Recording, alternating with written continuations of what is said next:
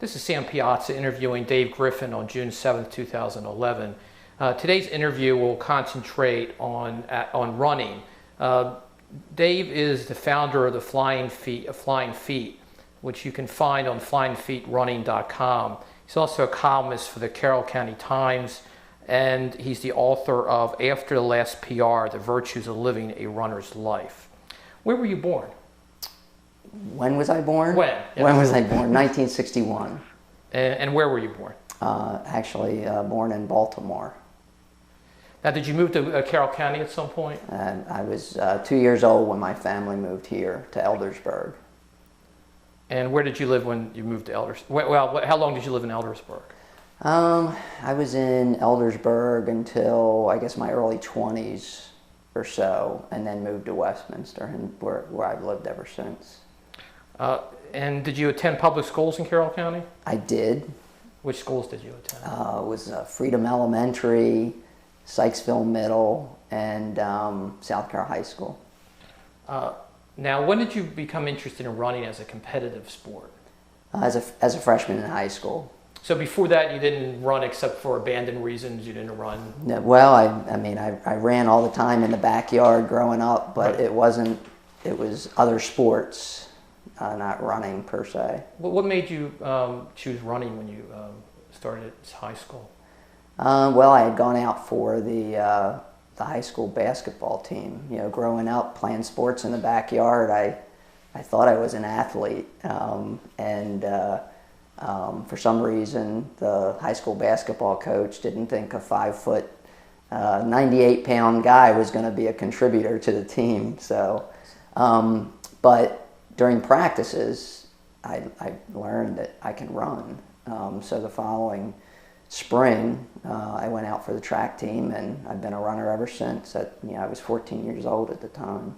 So the spring of your sophomore year? Freshman year. Of your freshman year? Right.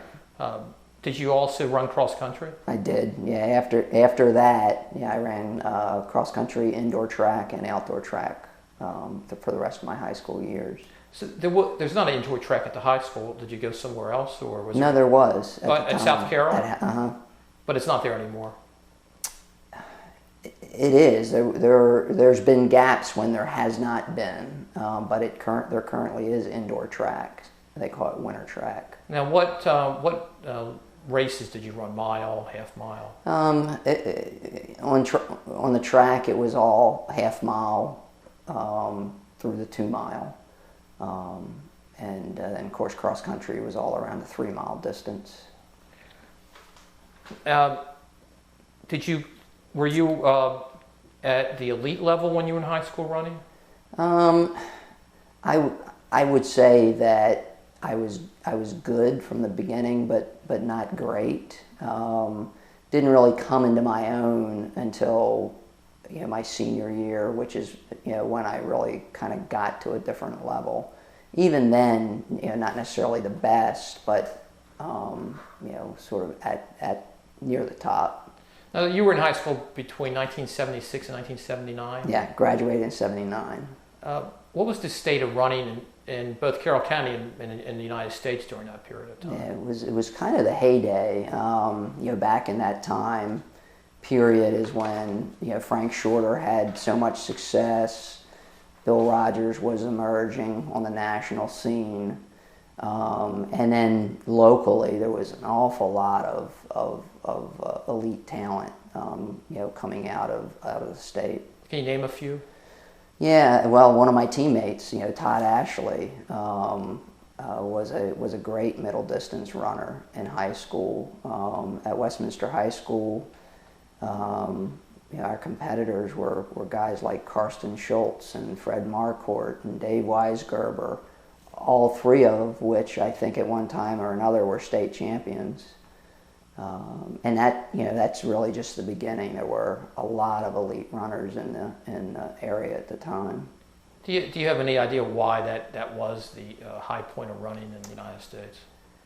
I've thought about that a lot, and I'm not sure anybody could say specifically why that was. And certainly, growing up, our lifestyles were different then, so we were just a more active group of people, which might have led to more cultivated ability. But we've talked, and other sports weren't as prevalent, so it may be that more athletes were drawn into the sport at a younger age back then. How long did this golden period of time last for running? Well, it emerged with Frank Shorter. I think he won the gold medal and then a silver medal at Munich in the 70s, and then through the early to mid 80s is when the United States was pretty dominant. After Bill Rogers, Alberto Salazar emerged.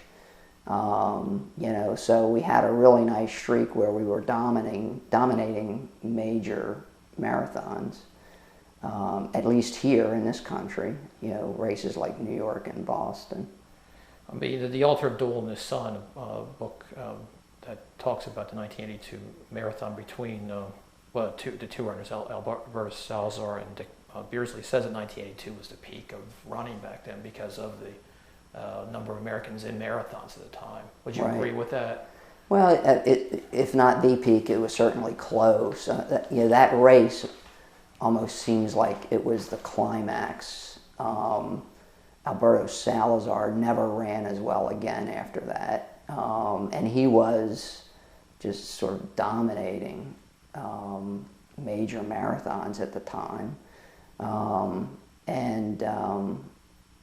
After that, I would say there was a decline. But to say that was absolutely the peak, it's difficult to say. That race seemed to really be a high point. I'm going to ask you about marathons later, but there's a contention in the book Duel in the Sun that Alberto Salazar lost 40% of his lung capacity within a year of running that race, that the trauma of the race itself just defeated him basically after that. And I don't know how much of that was the race particularly, but I know he had health problems after that. He was a runner that had the ability somehow to push himself to the absolute physical limit. Now, after you graduated from high school, where did you attend college? I did not attend college. Oh, you didn't run. You didn't run in college? One of my regrets, not necessarily because I think things would have worked out better professionally for me, although I'm not giving advice to kids to go to college. But I'm sorry I didn't have the chance to run collegiately. But you continued to run locally. I did. Did you also run beyond Carroll County, or just? Well, yeah. I would say I raced regionally. Did a lot of racing in Carroll County, but also a lot of racing in the surrounding area, Pennsylvania, Virginia. I ran most of the major races in the area. Would you say your best competitive time period was post high school? Oh yes, yeah, no doubt. And what period of time did it last?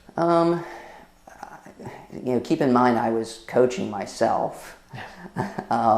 So after high school, it probably took me a few years to figure out what kind of worked, and there was a lot of trial and error. I would say I started to really come into the what I'll describe as sub-elite ranks in 1983, and between then and '89 was really the period that I did my best racing. Did something stop you from running competitively back then? In '89? Yes. There was sort of a number of issues that all came together at the same time. I dealt with a significant injury, a stress fracture, late in 1989.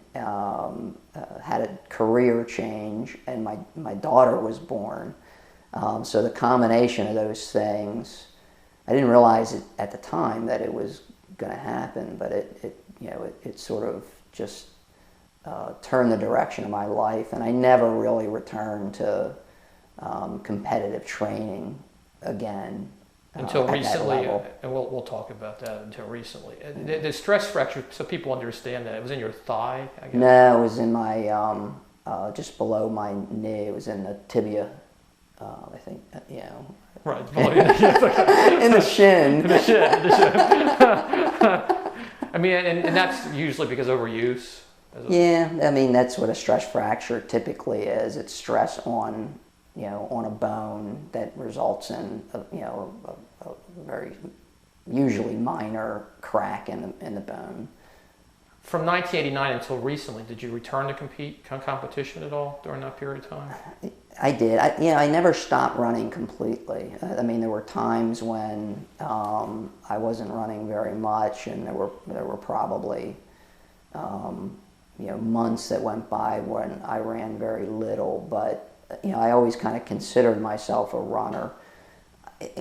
The spark that really got me back into competitive training and racing was when I turned 40, and spent a good 3 or 4 years racing seriously then, until the next injury cropped up, which really was a resurgence of a previous injury. A knee injury? Yeah, it was a knee injury, and arthritis developed in that knee. You said when you turned 40 because that was like a benchmark in your life, turning 40. Yeah, I think that's probably what it was. It kind of made me realize that the clock was ticking. At that point, my kids were older. My daughter was starting to get interested in running. So it was something that I shared with her. At the time. Many feel that running is an activity that is painful and the frequency and extent of injuries is greater than other activities. Do you agree with that? Well, there's certainly elements of running that's painful. Running's painful to a new runner. The body typically is good at doing what it's used to doing, and if it's not used to physical activity, then any physical activity is gonna hurt or result in some kind of pain. Over time, if people get beyond that initial period where their body actually adjusts to the activity, it's actually quite pleasant. That's why so many people do it. Certainly, running is an activity that can result in injury. I would say that the sedentary life could result in just as many injuries. I mean, and I guess what I'm asking also is with adults now playing lacrosse into their 50s and 60s and basketball, is it any more injury prone than doing those activities? I would just say it's different kinds of injuries. Those other sports are more trauma-related injuries. Runners tend to experience more overuse injuries, and a lot of times it's the mechanics of the body, usually from either a post-sedentary lifestyle or what we spend most of our lives doing, which is sitting down. There's some body mechanic issues that when you run a lot can result in in an injury. You recently ran your first marathon? No, my first marathon in 9 years, but I guess it was my 5th marathon. In your life? Yeah. There's a section in the book, once again, Doyle and his son, talking about Alberto Salazar 1982 Boston Marathon, or just talking about him generally. And it says that he had a modicum of speed. What counted more was the ability to hold that speed to the point of exhaustion and beyond, the ability to court pain instead of avoiding it. Is that a good definition of what a marathon runner has to endure? Certainly an elite marathon runner. There's a difference between running and racing a marathon. Alberto Salazar obviously raced marathons, and what you're doing when you race a marathon is for 26 miles you are running at near capacity, and that's hard to do. what most people do is run marathons, and that in and of itself is a huge accomplishment. It's still 26 miles, but typically the pain is a little different. It's more delayed. It's later in the race, when the body just tends to, just from the duration of the activity, really become painful. So for an amateur athlete to run a marathon, it's different than an elite runner, because the elite runner it's painful for the entire race. Well, it gets painful a lot earlier, and there's an element of discomfort early on. Elite competitors, elite runners, I don't know whether they're wired a little bit differently, but they certainly have a higher threshold of pain, and that's one of the things that makes them elite. When they experience pain, their reaction or their response to that is not to slow down. They have a way of running through it. How much of running is physical and how much of it is mental? I don't know that I could put a percentage on it. You obviously have to have both to be a great runner or a good runner.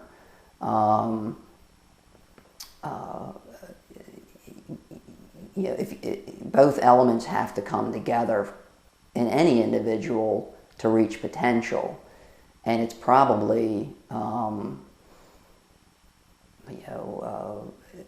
I would say the mental side of it is the toughest part for most people to overcome.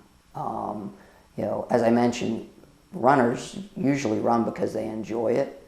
So they typically enjoy the training and the preparation, and then it becomes whether or not they have the confidence, to take advantage of, all the preparation that they've had. Because I would think that you have a bad run, you believe you're the worst runner that's ever run, and then you have a good run, you think you can beat anybody, and it changes from day to day sometimes. Yeah, and it's one of the major differences between elite runners and the average runner is mindset on things like that. The average runner tends to take a bad day, and they assume that tells them how fit they are. Where an elite athlete will take their best day, and they'll use that to determine how fit they are and how capable they are. And that mindset is much more accurate because there are no flukes in running. If you perform well in a workout, it's not a fluke. You have to have the capability. You might hit a great golf shot out of a fluke, but you can't run a great workout unless your body's capable of doing it. As you age, does it become more difficult, the physical component of it or the mental component of it? That's another good question. I would. It probably depends on the individual. Certainly, for me, it's a combination of the two, because physically, it's harder than it used to be.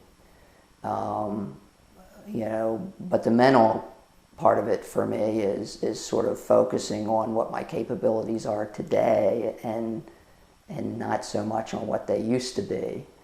I would say it's unique to the runner. As you know, I coach, and some runners just seem to have a natural ability to be confident in themselves, and then their performance is based on their preparation, their physical ability, because they have that confidence. It's like they don't have the mental roadblock. Other runners have great preparation and ability, but they just don't believe in themselves, or their apprehension on race day causes them to not perform well. So everybody's a little bit unique. So the physicality of youth doesn't overcome the lack of mental discipline and And when you're young, your worries are fewer than when you get older. Well, that probably is true, but you're also not as wise when you're youthful either. I think a great example was a local race not long ago where Steve Cartelia, who's a local elite runner, masters runner, I don't know if Steve's 44, 45, something like that. He entered a college race at McDaniel College this past fall, and it was I don't know whether it was a 5K or an 8K, but in the first part of the race, Steve was well back, 20th, 30th place, and ended up winning by running an even pace for the entire distance. Even at that level where these college runners, have had years of experience already, they still didn't sort of have the discipline to manage their race like Steve did at 44, 45 years old.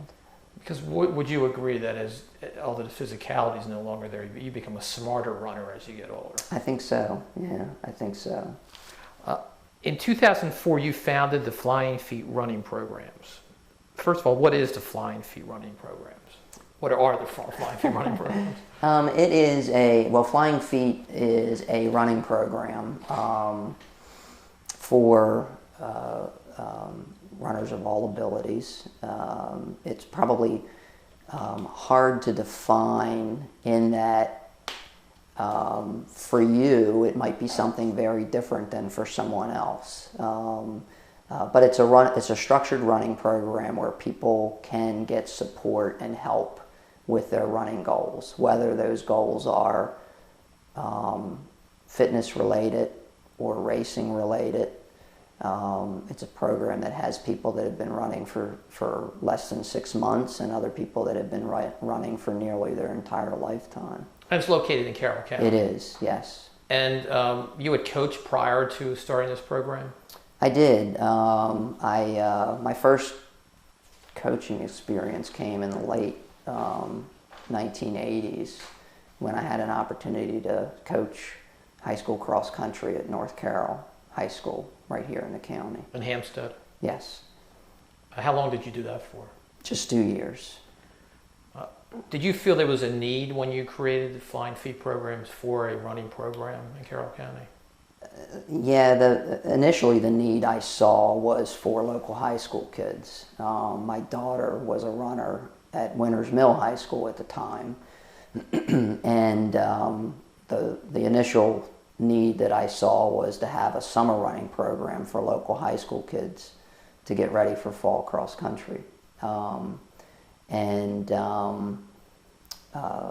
After the first year or so, adults started to enter that program.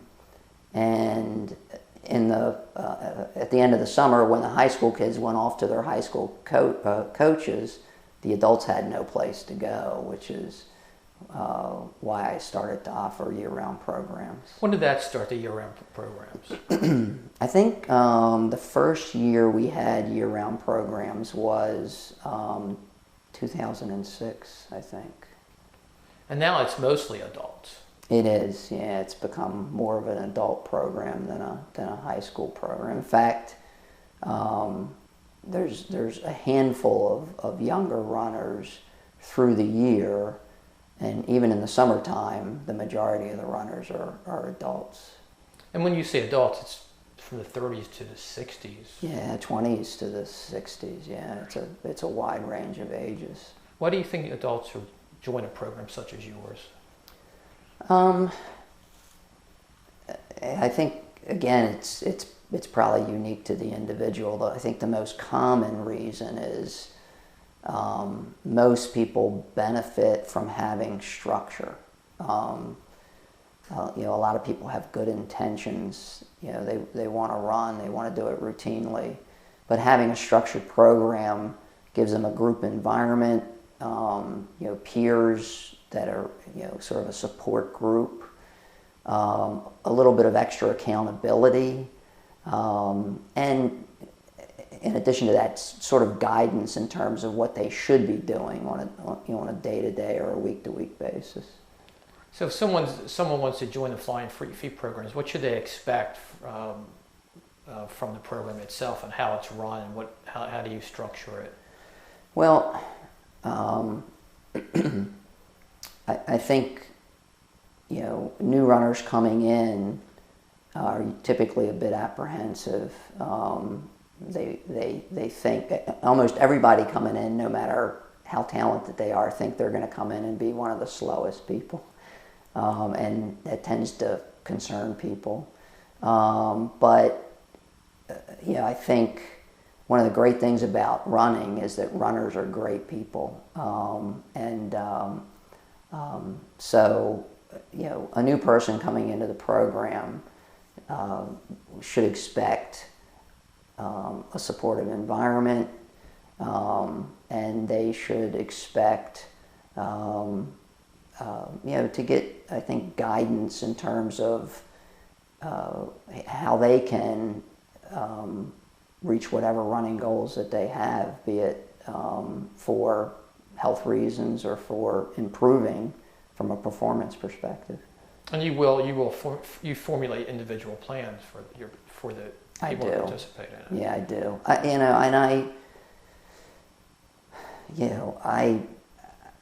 I've come to realize that my role as a coach, particularly with adult runners, is as much about improving the quality of lives as it is about improving them as runners.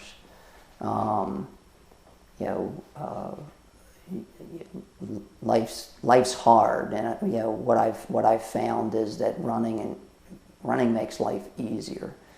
Running itself is hard, but the qualities you develop and the disciplines you develop through running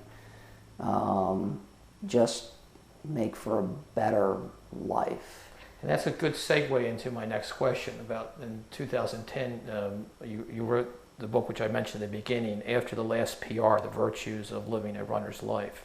What motivated you to write that book? Well, I've been thinking about putting a book together for a while. I started writing a column, I think it was 2006, a bi-weekly column for the Carroll County Times. And it just happened to be an opportunity. There was another guy doing a bi-weekly column who was leaving the area, and he mentioned me to the sports editor, and I had the opportunity to start writing the column. In the beginning, I didn't really know what I was going to do with it, and it was kind of informational in the beginning, but I quickly realized that I was going to run out of information. So the column really became more about how running's impacted my life and the lives of the people that I come in contact with. Over time, I felt like I had a pretty nice collection of motivational stories. Because there's a number of books out there on running. They talk about nutrition, they talk about injuries, they talk about how you become faster and all those things. But how is your book different from those books? Well, I think for the most part, those books are how-to books, or how-not-to books in some cases. I think my book is a lot more about life. Running is the commonality between all of the stories in the book, and it's a series of essays. But the book is much more about what I've learned about life through running, which is kind of hinted at in the subtitle of the book, The Virtues of Living a Runner's Life. Does After the Last PR, does it represent your philosophy of life or of running, or is it a conflation of both? I think it's a combination, of both. you know, the reason I chose After the Last PR, you know, as the title of the book is because I think the question the book answers about me personally is why so many years after my last PR am I still running? You know, my last PR was when I was 28 years old, and I turned 50 earlier this year. What is a PR, so people know what a PR is? It's a personal record, which is the fastest time you've ever achieved for a particular racing distance. You know, so I'm a guy that set my last personal record at age of 28, and I'm 50 without any hopes of ever performing as well as I did in the past. But yet I'm still running, and the book, you know, answers the question why. And although you've run your best PR, the people who join your group have never run before. Every race could be their best PR, even in their 40s and 50s and beyond. Yeah, I mean, fortunately, you know, I've helped some people who have been running for many years improve their performances. You know, based on the structure of the program and what I have them do. Because age necessarily doesn't mean you're slow, because a lot of people are in their 40s or 50s running in a 4.5 minute range. Well, it's everybody's a little different in terms of the physical decline of getting older. But depending on when someone starts,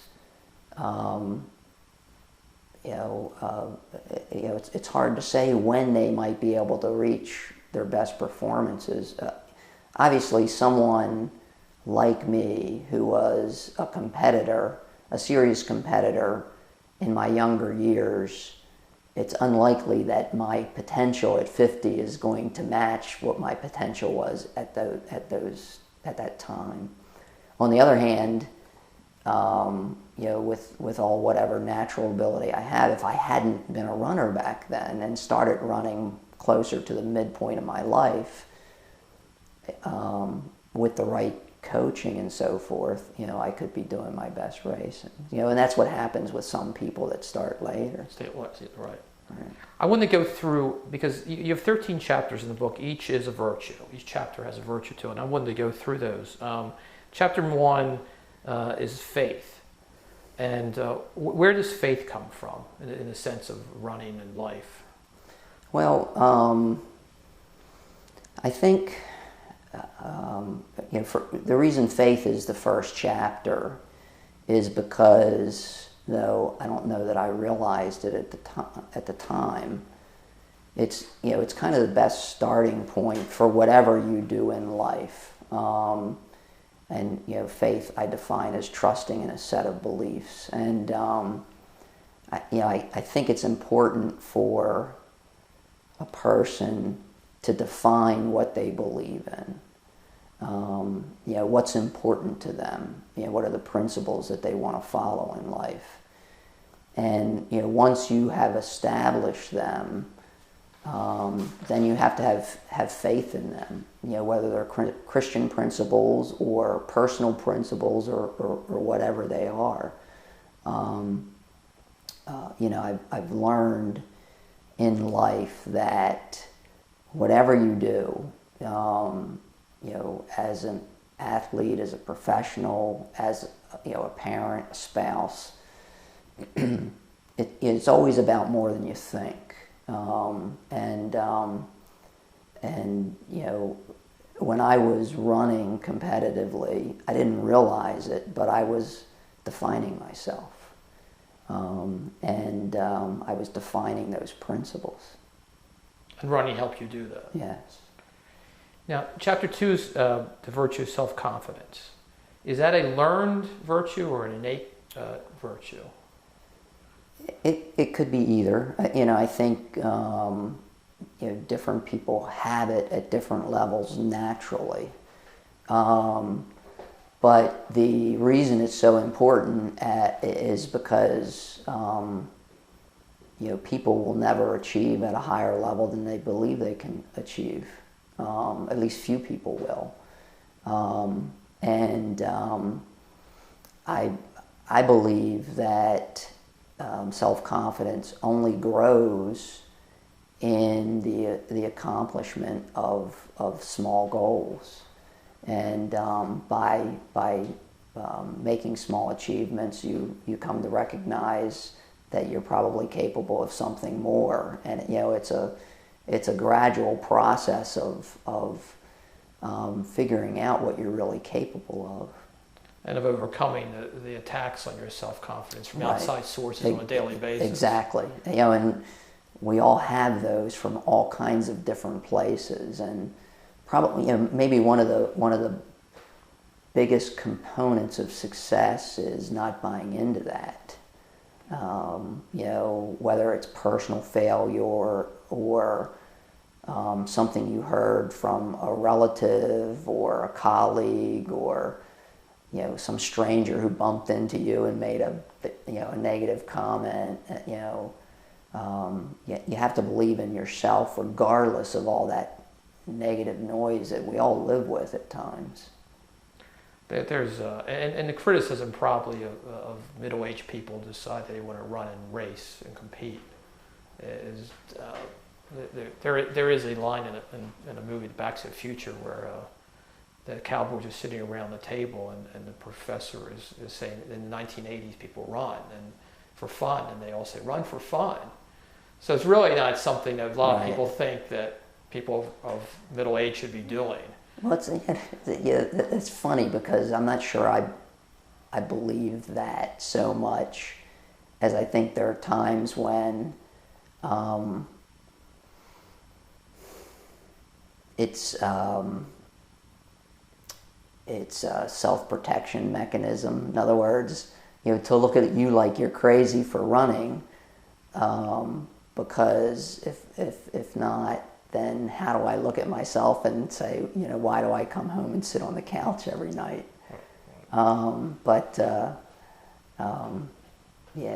Certainly some people do genuinely think that you can hurt yourself.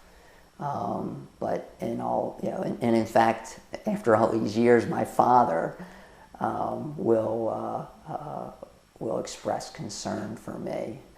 And I try to convince them that all the 50-year-olds that don't run are in much bigger danger of hurting themselves than I am. Well, that leads you into chapter 3, where you talk about fortitude. And in your book, you say that running is a proving ground, a place where limits are tested and capabilities are discovered. And can you expound on that? Yeah, I think, this really ties into the self-confidence thing, and it also ties into your other comment about a lot of people having the mindset that you shouldn't run or running is a hard thing to do. Running is such an independent thing. Nobody can help you with it. There's no good fortune involved. It's just you and your personal effort. And when someone achieves something through running, it's just so personal, because of that sometimes it enlightens that person to recognize that they're capable of more in other areas of their life. And I've seen that hundreds and hundreds of times. The next chapter, you talk about diligence in chapter 4, and you talked about some of this already, but and that brings in the whole idea when you got the stress fracture. You use as an example that you left competitive running back then. Would this book be slightly different now that since you're writing the book, you've run a marathon and you're qualified for the Boston Marathon? Would you add an addendum to the book in that one chapter? I'm not sure. There was a time not so long ago that I really thought my serious running days were over. It's only through diligence, not as a runner, but as someone who's gone through many years of therapy and exercises and hours of time on my family room floor in front of the TV doing things I didn't want to do. We're talking about physical therapy. Physical therapy and strengthening exercises and I mean there was a time 4-5 years ago where running was very painful for me because of the arthritis in my knee. And I mentioned the knee surgery. That was to clean the knee up, get rid of some scar tissue, and it was completely unsuccessful. I'm sure it did what it was supposed to do. It just didn't take the pain away. So I ran on a painful knee for another year or so, and decided at that point it was so painful I was just going to take a year off completely to see if the knee would just get better. And when I started running again, it didn't. It hurt just as much as it did, a year before. So that's when I started getting serious about physical therapy, and it took about 2 years before I could run without consistent pain. Yeah, Chapter 5 talks about discipline, and that certainly is an interesting virtue, especially when you're no longer on a track team in high school anymore, and you're middle-aged and it's snowing outside and 20 degrees, and you have to go for a 7:30 run. Mm-hmm. What motivates someone to do that and have that discipline? Well, first of all, I've learned that conditions are seldom perfect. As we sit here today, it's probably 90 degrees outside still. I got my run in at lunchtime.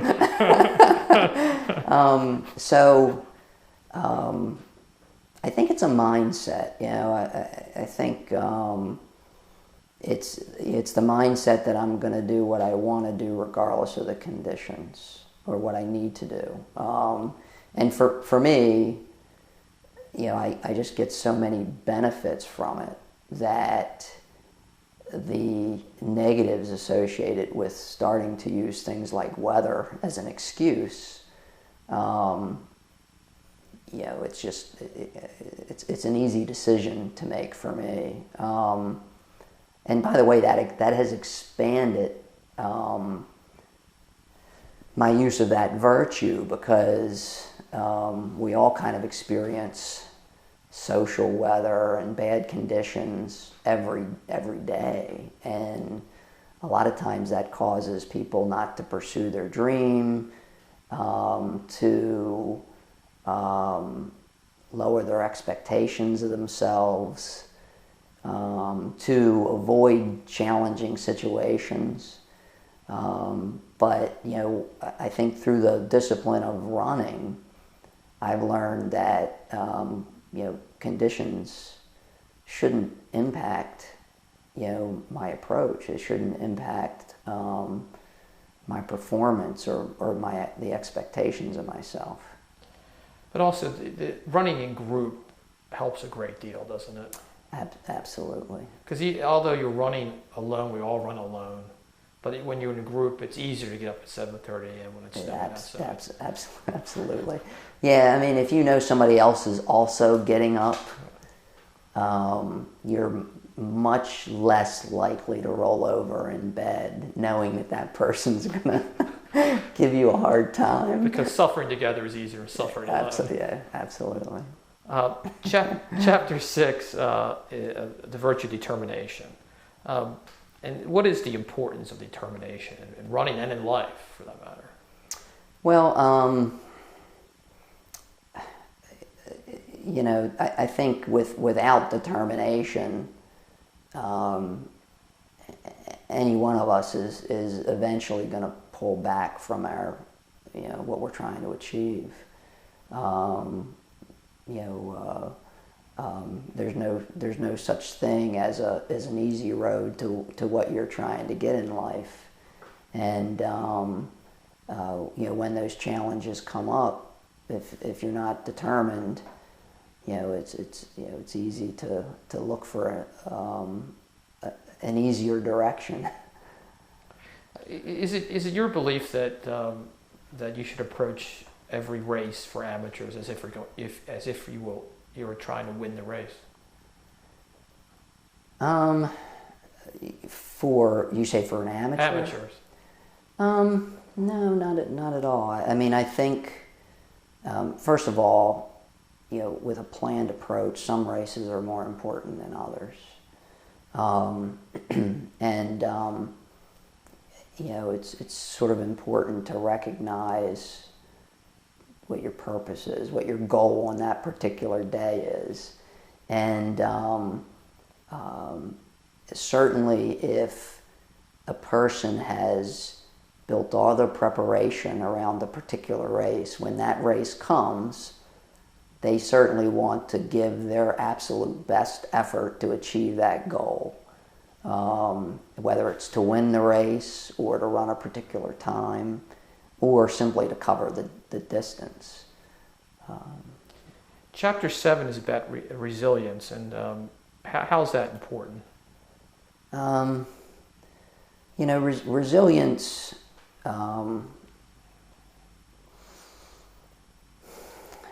we're all going to face hardship, and much like determination, it's just sort of looking at it from a slightly different angle. And you give an example in the book of Dave Herlocker. Maybe you can tell us about that. Well, Dave was a lifelong runner. He was running, during my competitive years. As a local runner, when you compete and you're active in the local running community, you get to know everybody. And Dave was a core member of the local running community. One thing I didn't appreciate at the time was how good a runner Dave was. When maybe I should be a little bit ashamed to say that when you're a competitive runner, sometimes it's difficult to appreciate the performances of people that are not at your level. So it took me many years to appreciate the accomplishments of some of the people that were running at that time. But Dave was involved in a tragic accident where one of his running partners was killed. They were both hit by a car, and Dave recovered in that he survived, but the injuries changed his life forever. He had a handicap, for lack of a better word. Never ran again, but despite that, continued to be sort of the heart of the running community and give of himself, far beyond what anybody should be expected to give in terms of commitment and time and praise to other runners.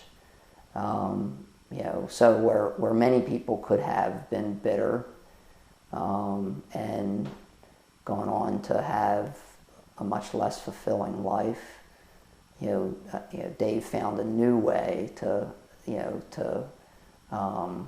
use his passion for running. So the joy of running he still had that, even Absolutely. though he couldn't run anymore. Yeah. Dave passed away a number of years ago, and he's still missed. Chapter 8 talks about patience. Can the lack of patience impede the satisfaction and progress of a runner? Yeah, absolutely. Yeah, it can negatively impact the satisfaction of anybody. What I've it's just a natural component. Sometimes success or even progress doesn't come in our time, in the time we want it to come. And patience is a virtue that is rare, I would say, or more rare than many of the others. And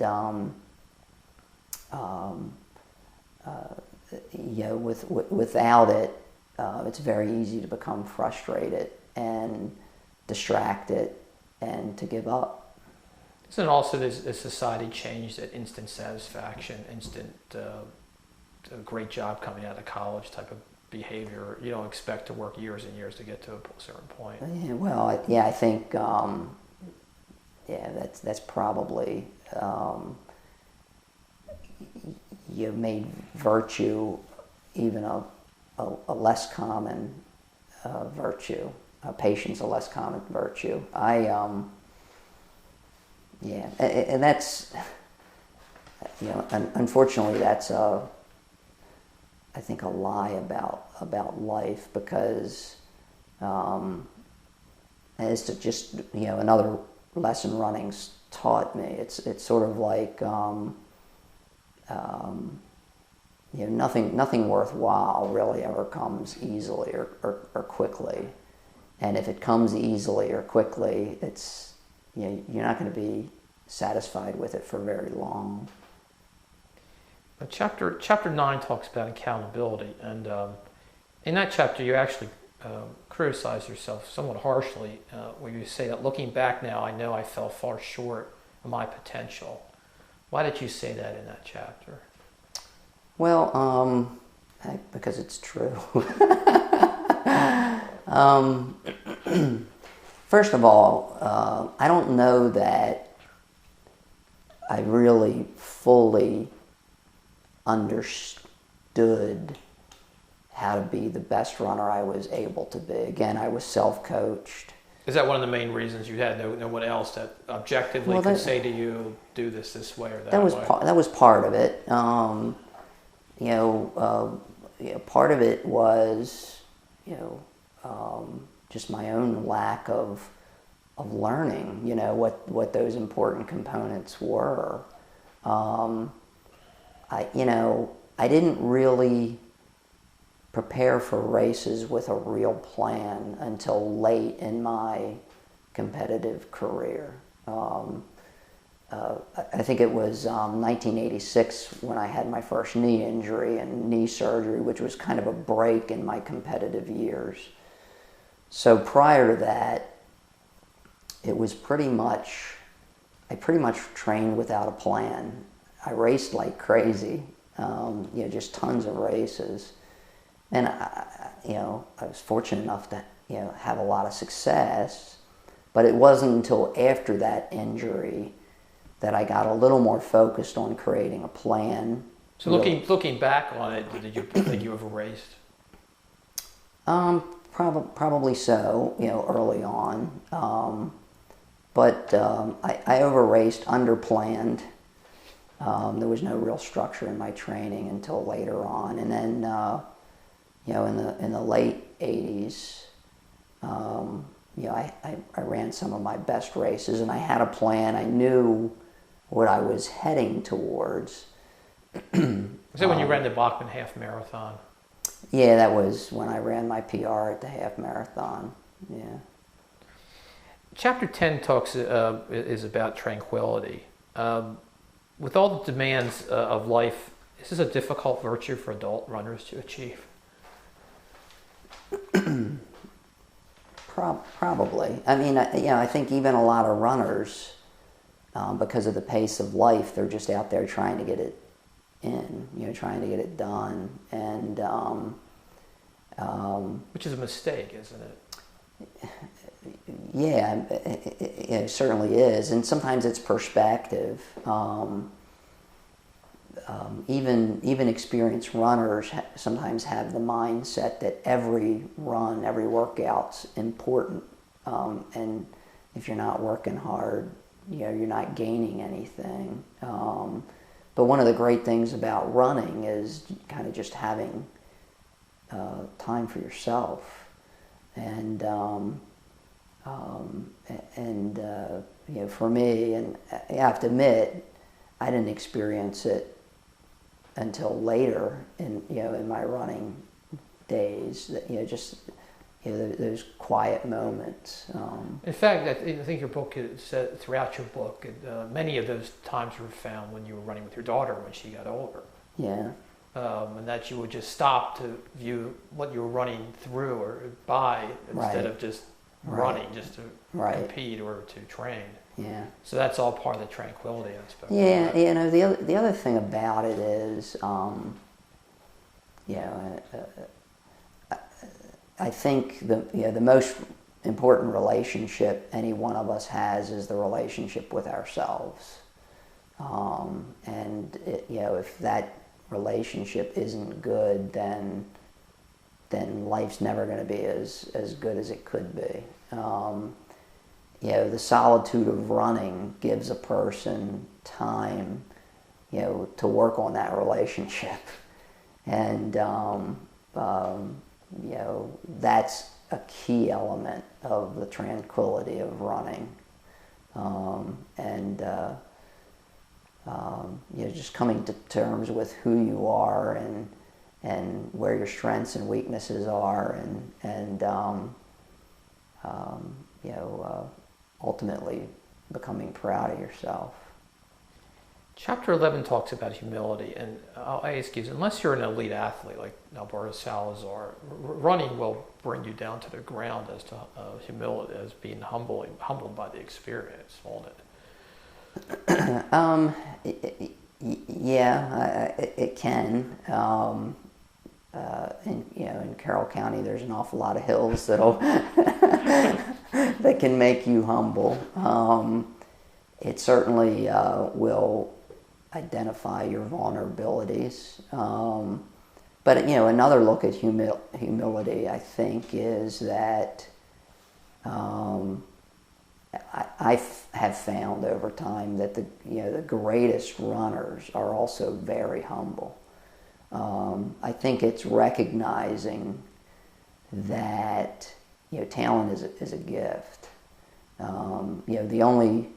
Obviously I worked hard, but one of the reasons I had success in running is because I was gifted. I was blessed, and if you don't recognize that, then first of all you don't appreciate it as much, and I don't know that you can really be as successful if you don't understand that you're fortunate to have what you have. Chapter 12 is about joyfulness, and first, where does it come from in running? Where do you get joyfulness in running? Well,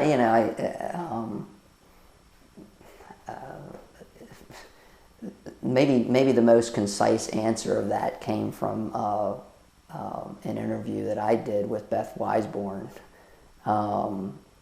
earlier this year. She's in her 70s.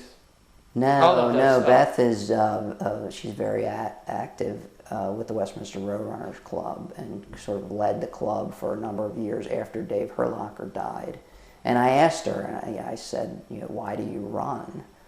And she actually had to think about it for a while. I had given her questions before we met, for the interview.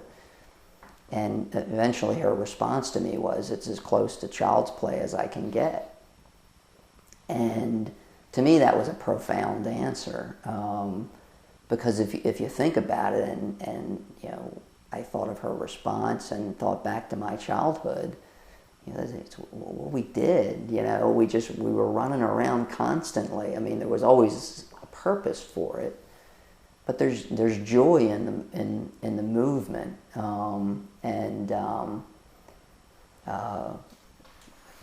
there's just for me now at my stage of running. That's part of the way I look at it now. I get to go outside and play. I get to jump in the puddles and do all those things that a lot of adults just don't let themselves do. And the last chapter is chapter 13, gratitude. And explain to me the virtue of gratitude, how that relates to running and to life. Yeah, and I think it ties back into recognizing it as a blessing, as a gift. But I mean, there's a couple things specifically I think that really stand out for me. First of all, one of the stories in that chapter is about my grandmother and recognizing that my competitive spirit kind of came from her. I realized it a heck of a lot later than I wish I had, because I didn't really make the connection until after she had died. And just being grateful for that and what other people have given to me, and also realizing that I'm passing things on as well and being conscious of that. But the other thing for me, you mentioned earlier the comment about not reaching my potential as a runner. I mean, that feeling has caused me at times not to fully appreciate, what I've experienced. As I've gotten older and realized how much of a blessing it's been to not, I've been able to not focus so much on the things I didn't achieve that I would have liked to have achieved, and focused a heck of a lot more on, the great experiences I've had and being grateful for those, which helps me look forward too, and kind of set new goals, and without the baggage of the disappointments that I might have had. I mean, taking the book as a whole, how would you characterize the philosophy as a whole when you take all 13 chapters and you consider them as one philosophy? Well, I think sometimes we lose sight of it, but all of us are trying to have the most fulfilling life that we can have, to become the best person that we can be. And the reason that I'm still running after all these years is because it helps me on my journey. I guess in a nutshell, that's what the book's about. Changing focus a little bit, what is your opinion about the quality of the high school runners coming up today? There's a lot of great runners, and a lot of great performances. And in fact, maybe in recent years, I've seen more than I had if you go back 10, 15 years. But I think a lot of times kids are at a disadvantage physically because of the lifestyle today. I mentioned how I grew up. Most people my age grew up the same way, which was outside playing. Today kids grow up inside. They're playing, but they're not physically active. So a lot of times those core physiological elements of movement, of athleticism aren't developed. So I think the depth of talent is a little more shallow today than it was years ago. What do you think is the future of competitive running in Carroll County?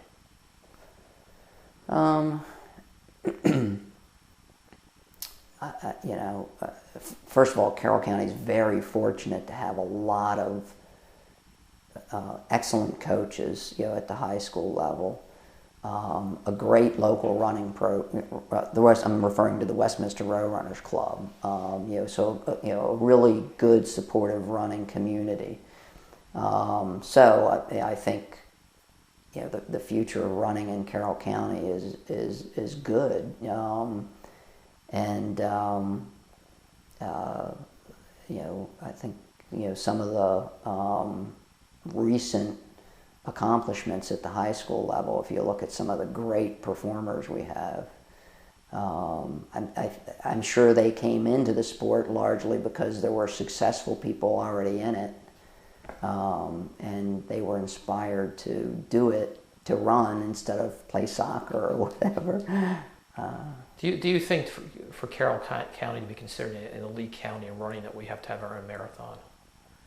No, no. Is it possible to have a marathon in Carroll County? Sure. It's a big undertaking. You know, managing a road race of any magnitude is a difficult chore. And the logistics of managing a marathon would be difficult, but and I don't foresee it happening, but it could. And you addressed this somewhat earlier, but with all the competing exercise programs and all the adult sports and all the promises, and this goes to the patience issue again, that all you have to do is exercise for 2 weeks and look like the people on TV. Why run? Yeah, because it's about more than running. You know, and I would never say that running is the only avenue to gain fitness or to gain happiness or whatever, like I have. But you know, first of all, there's never any long-term results from short-term effort. So you know, if it sounds too good to be true, it's too good to be true. And you know, the only reason that those there's any success in those approaches is because people are looking for an easy way. Because they lack the patience. Lack of patience, lack of all the virtues. I mean, the discipline, the determination, all of them. And you know, and unfortunately, you know, we live in a culture that supports that idea that you know, doesn't always promote effort to achieve what you want to achieve. But I'm a strong believer that the only way to really achieve fulfillment in life is to test yourself and you know, to do something that you can be proud of. Well, Dave, thank you for spending the time tonight to be interviewed, and once again, thank you. Yeah, my pleasure.